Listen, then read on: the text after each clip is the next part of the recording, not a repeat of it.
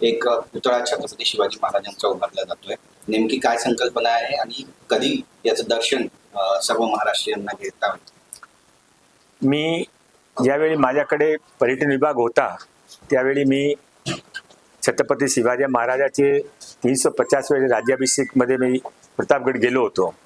तिथे नंतर मी तिथे आज हा सर्व प्रकार झाला त्या ठिकाणी दर्शनासाठी गेलो तर मला असा मनामध्ये आला की आपण इथे काय परमानंट केला पाहिजे.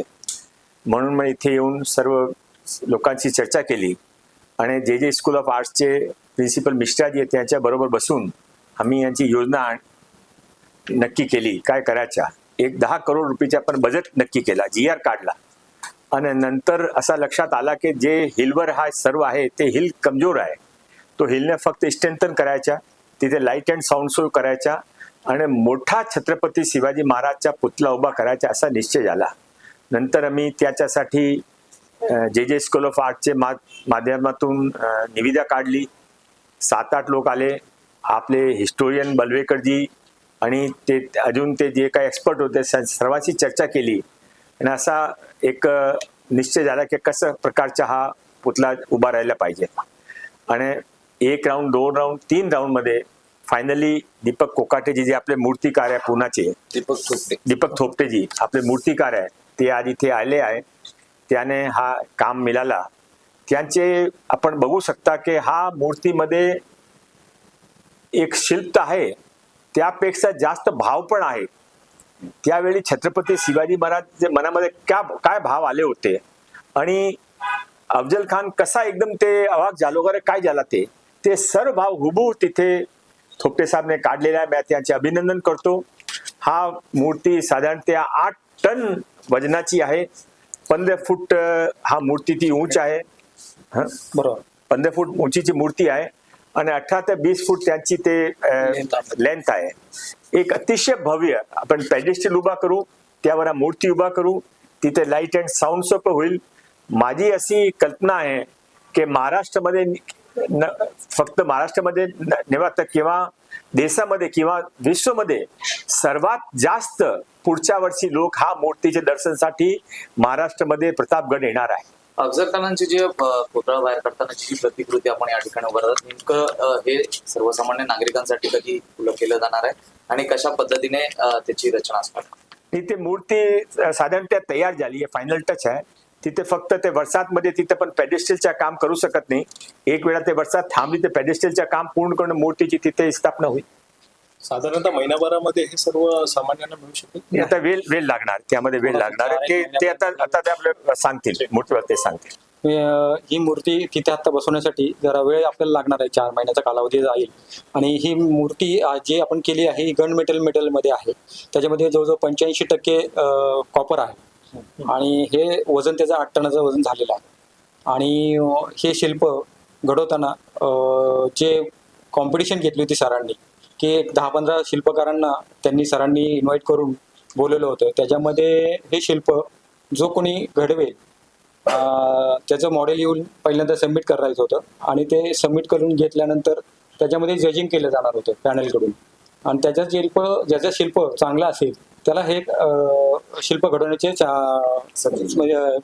संधी मिळणार होती.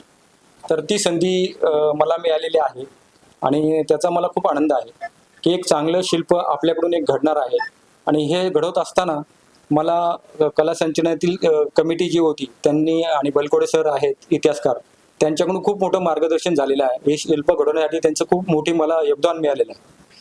आणि हे साधारण शिल्प म्हणजे आहे असं की जो विषय आहे की जो महाराजांचा राग म्हणजे त्यांचा सक्का भाऊ या अफजल खानांनी मारला होता, त्याला खूप मोठा राग होता आणि त्यांना एवढं मोठी शक्ती तो घेऊन आला होता. ते चातुर्याने मारल्याशिवाय आपल्याला पर्याय नाही म्हणून त्यांनी बरोबर जावळी खोऱ्यामध्ये बोलून प्रतापगडच्या पायथ्याशी त्यांनी बोलून घेतलं आणि पूर्ण तयारीनिशी महाराज चिलकत घालून जिरेटोप घालून अशा पद्धतीने गेले. त्यांना माहिती होतं की काहीतरी आपल्याला इथे दगा होणार आहे. ती त्यांनी पूर्ण जाणीव त्यांच्या मनामध्ये होती आणि तो जोश घेऊन महाराज तिथे गेले होते. ते म्हणले की मी काही झालं तरी मी त्याला ठार केल्याशिवाय मी येणार नाही परत. अशा पद्धतीने तो त्यांचा जोश, त्यांचा आक्रोश आणि त्यांनी जे त्यांच्या मनातले सगळे जे आहे भाव मी तिथे सगळे चेहऱ्यावर प्रगट केलेले आहे. त्यांचा जोश वगैरे सगळा पूर्ण आणलेला आहे.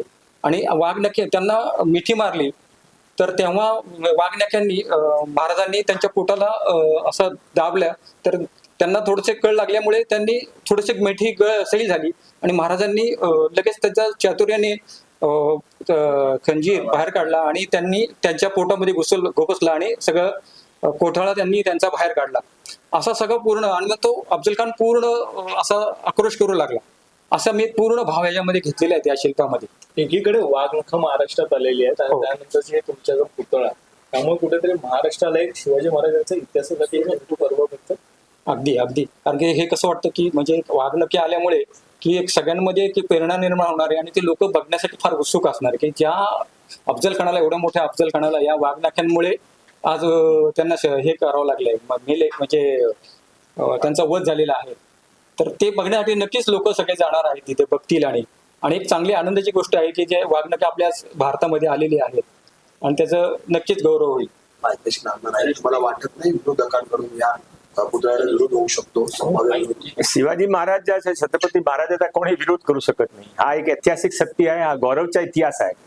आपला दरवेळी काय आपले शिकवता की ते आला त्याने ते मंदिर फोडले त्याने ते लूट केली पण ते आपले महाराजाने काय विक्रम केला होता ते आजचे मुला मुलीच्या समोर जायला पाहिजे म्हणून आम्ही हा निर्णय केला आणि हा पुतळा तयार केला. वाघनखांनी विरोध केला होता. मतांसाठी केवळ भाजप अशा पद्धतीनं हा मी 1.5 वर्षापूर्वी माझ्याकडे हा विषय आला होता. आम्ही सर्वजण एकत्र होऊन ते मिश्राजी आहे दीपक थोपटेजी आहे आम्ही तिघे एकत्र होऊन हा पुतळा तयार केला. 2-3 वेळा मी तिथे बसलो. त्यावेळी काही निवडणूक ना होती काय प्रश्न निवडणुकीचे पुढे असता निवडणुकी सोडून असता हा मनाचा प्रश्न आहे. हा एक गौरवमय इतिहास पुढच्या पिढीचे समोर जायचे असा प्रयत्न आहे. सर्वांनी हा प्रयत्नाच्या प्रशंसा केली पाहिजे आणि याचा कौतुक केलं पाहिजे. वाघनख एकूणच महाराष्ट्रात आणली त्याच्यावरती ती डुप्लिकेट अशी टीका झाली होती. त्यातूनच आता हा पुतळा ज्यावेळी उभा राहील त्याच्यावर देखील काही टीका टिप्पणी होईल. ते वाघनखा डुप्लिकेट आहे की जे काय ते जे त्याने डुप्लिकेट सांगतात ते डुप्लिकेट आहे या मध्ये मला जायचं नाही. आता फक्त मला असं सांगायचं आहे की हा काय वादचा कारण नाहीये. हा एक ऐतिहासिक गौरवचा कारण आहे. सर्वांनी इथला आनंद घेतला पाहिजे.